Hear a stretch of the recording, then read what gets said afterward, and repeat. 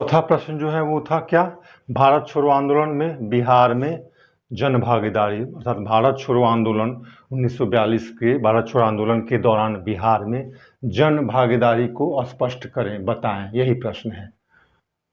अब इस प्रश्न के उत्तर में क्या लिखना है, यह ऐसा प्रश्न है जिसका उत्तर स्पष्ट रूप से और इस तरह से कि आपको आसानी से कहीं किसी पुस्तक में मिल जाए, ऐसा नहीं होता है।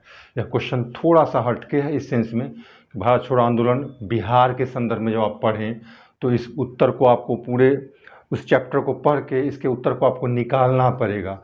स्पष्ट रूप से कहीं इस तरह से आपको रेखांकित नहीं मिलेगा कि कोई एक चैप्टर बिहार में भारत छोड़ो आंदोलन के दौरान गतिविधियां, तो जनरल इवेंट्स दिया होता है, लेकिन इस तरह से शायद ही कहीं मिलता है कि जन भागीदारी टॉपिक या टाइटल दे दे और क्या क्या किन किन तरह के लोगों ने भाग लिया, ऐसा कुछ मिलता नहीं। लेकिन फिर भी घबराने की बात नहीं है।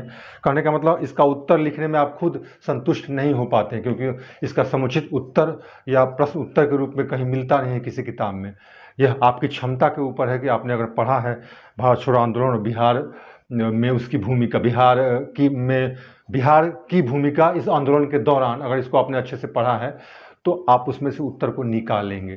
थोड़ी कठिनाई होती है इस प्रश्न में, चूँकि बिहार इस आंदोलन के दौरान काफ़ी एक्टिव रहा, अर्थात यहाँ के लोगों ने बढ़ चढ़ कर हिस्सा लिया था इस आंदोलन के दौरान, भारत छोड़ो आंदोलन के दौरान। तो यह प्रश्न अच्छा बनता है और कई बार पूछा गया है भारत छोड़ो आंदोलन से कि बिहार की इसमें क्या भूमिका रही, या बिहार में इस दौरान आज़ाद दस्ता वगैरह बना, कई तरह की गतिविधियाँ हुई। तो उस संदर्भ में यह प्रश्न भी बनता है, जन भागीदारी को आप स्पष्ट करें। बिहार में सोशल कंपोजिशन क्या था इस मूवमेंट के दौरान बिहार में, किस तरह के लोगों ने इसमें अपनी भागीदारी प्रस्तुत की और आंदोलन को बहुत तीव्र बनाया।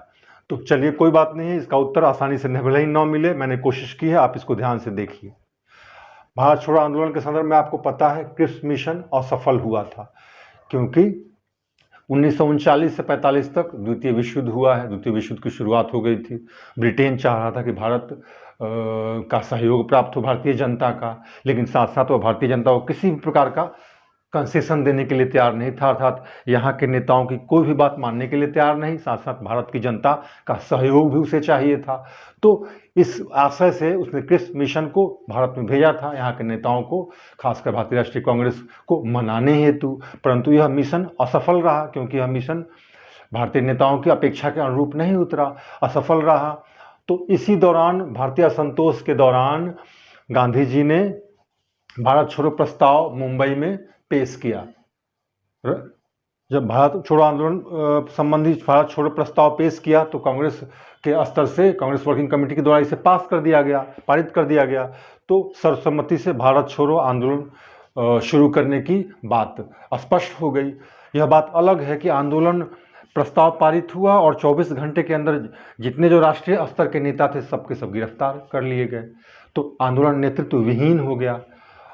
और यह गिरफ्तार करने की जो प्रक्रिया है वह भारतीय स्तर पर ही, साथ साथ बिहार के स्तर पर भी हुआ। यहाँ भी जयप्रकाश नारायण हो या फिर डॉक्टर राजेंद्र प्रसाद हो, जितने बड़ी पंक्ति के नेता थे सबके सब गिरफ्तार कर लिए गए। तो आंदोलन नेतृत्व विहीन हो गया। इसी संदर्भ में आपको समझना है कि जन भागीदारी आखिर तब किन लोगों ने इसको लीड किया, किन लोगों ने इसमें भाग लिया।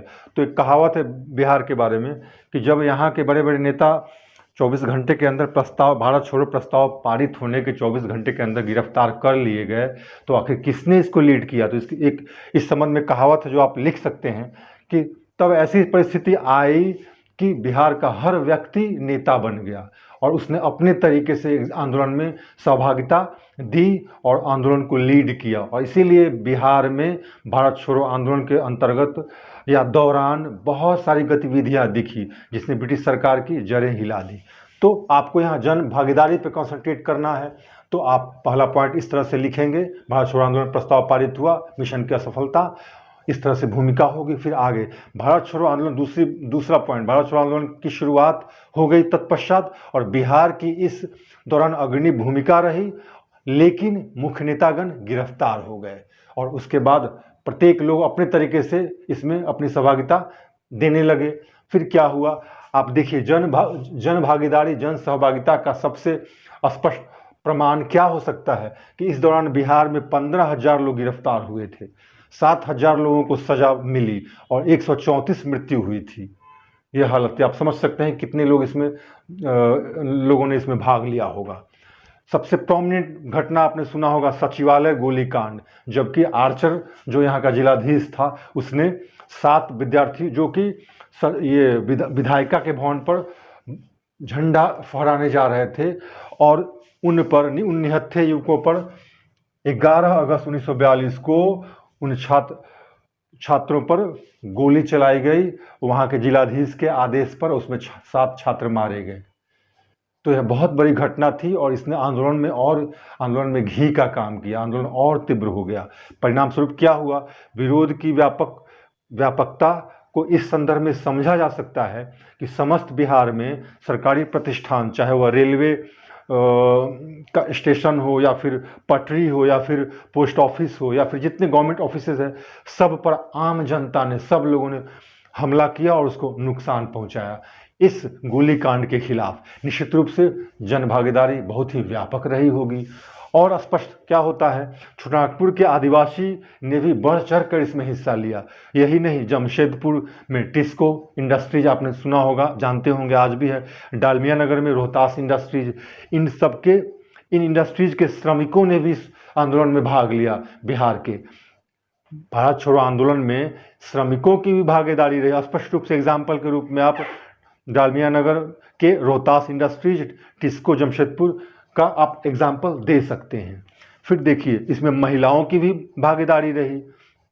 महिलाओं ने भी इसमें बढ़ चढ़ कर हिस्सा लिया, बल्कि जब पुलिस उन पर लाठीचार्ज करने आते थे तो उनका नारा होता था, पुलिस हमारा भाई है। और ऐसे भी एग्जाम्पल्स मिले हैं कि इन महिलाओं पर पुलिस ने आक्रमण करने से इनकार कर दिया था। महिलाओं का इस तरह से बढ़ चढ़ कर हिस्सा लेना इसकी जन भागीदारी को दिखलाता है। आज़ाद दस्ता एक बनाया गया था संगठन, जो छापामार पद्धति से इसमें ब्रिटिश सरकार और उसके सिपाही या सैनिकों पर हमला करता था। आज़ाद दस्ता एक समूह के रूप में चरखा समिति महिलाओं ने तैयार की थी और यह इस आंदोलन में भाग ले रही थी। सियाराम दल, स्थानीय कुछ नेता थे जो स्थानीय स्तर पर गुट बनाकर, दल बनाकर इसमें उन लोगों ने अपनी भूमिका निभाई। छात्र, स्कूल के छात्र, कॉलेज के छात्र, शिक्षक, इन सब ने इसमें अपनी भागीदारी स्पष्ट की। ध्वंसात्मक समिति बनाई गई जो क्या करते थे, गवर्नमेंट, सरकारी प्रतिष्ठान और उनके कार्यों में बाधा डालते थे, क्योंकि यहाँ पे जन भागीदारी के दौरान काफ़ी हिंसा भी देखने को मिली। क्योंकि गांधीयन मूवमेंट के होने के बावजूद गांधी जी का जो भाषण हुआ था, अर्थात उन्होंने जो अपनी बात कही थी गिरफ्तारी से पहले, उसमें ऐसी बात थी जिसके अंतर्गत उन्होंने कहा था कि डू और डाई है, करो या मरो। तो कहीं ना कहीं यह संकेत था कि उचित कार्य के लिए, उचित उद्देश्य के लिए हिंसा को भी अपनाया जा सकता है। तो गांधीयन मूवमेंट का एक अपवाद था कि इसमें हिंसा का भी प्रयोग हुआ।